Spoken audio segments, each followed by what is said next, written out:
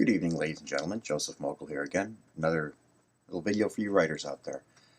Now tonight, I want to continue talking about self-publishing with a relatively short topic, but it's something you're going to have to consider, particularly if you're putting out a whole book.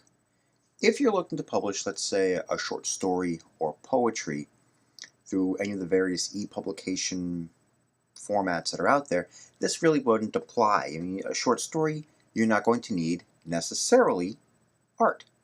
That sounds a little odd, but have you ever seen a novel that didn't have some type of an artistic bent to it? I'm sure back maybe in the late 19th century, early 20th century, some of the early leather-bound books, well, I shouldn't say early, but some of the older leather-bound books, it was just a simple toned leather cover, and that was it. Nowadays, if you're publishing a book today, you need a picture on the cover, at the very least. That's where having artists comes into play in this. That can be a challenge. Now, most publishing houses have a certain group of artists, or some artists that they have contracts with or have worked with previously, that they can get to produce art for your book.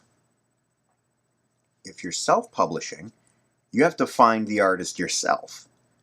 Whether you're publishing an ebook or whether you're going to use print on demand or a printing company to make actual physical copies of your book, you're still going to need some type of cover art for the most part.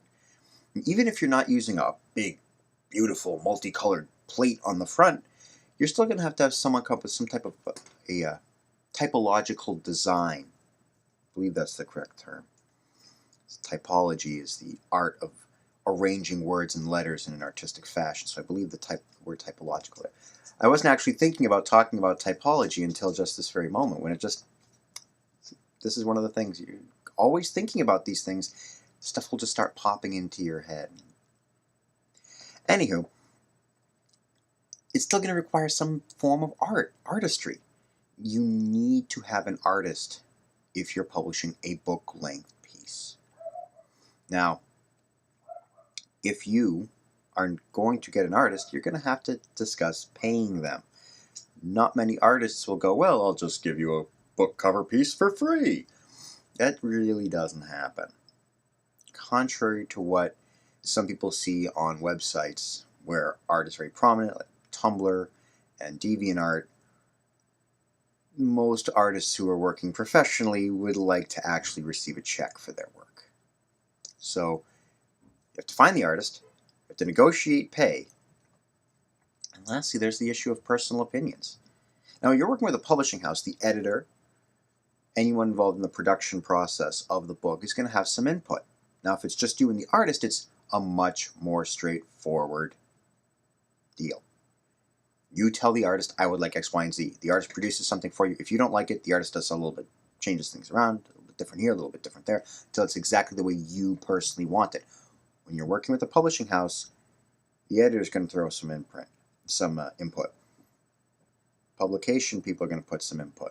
Ebook production people are going to put some input. A whole broad range of input.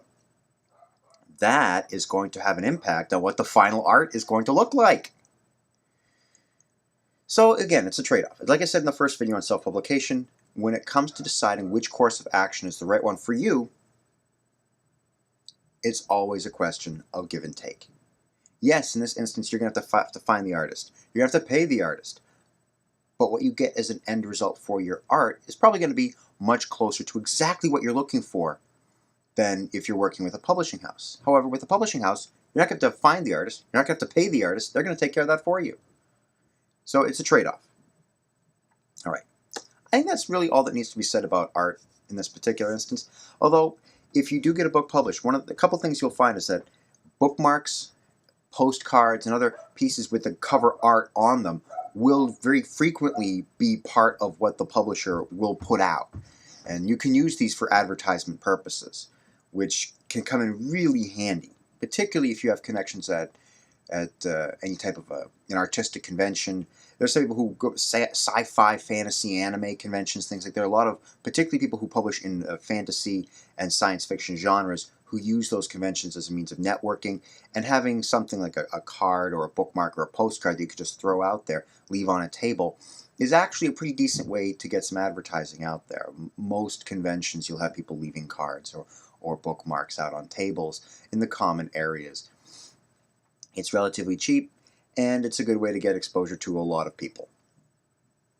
Not necessarily something you have to do, but if you're getting a book published and you're going to have postcards and bookmarks handy, not a bad idea. All right, that's all I really got to say on this particular subject. It's a relatively short topic. All right, I'm going to get this right eventually. Like and subscribe below. If you have any questions, email me. My email address is available through both my YouTube page and my website. Hyperlink to my website is below. So if you have any questions, send me an email. I will answer in a video like this. All right, that's all I got to say. Have a good night and cheers.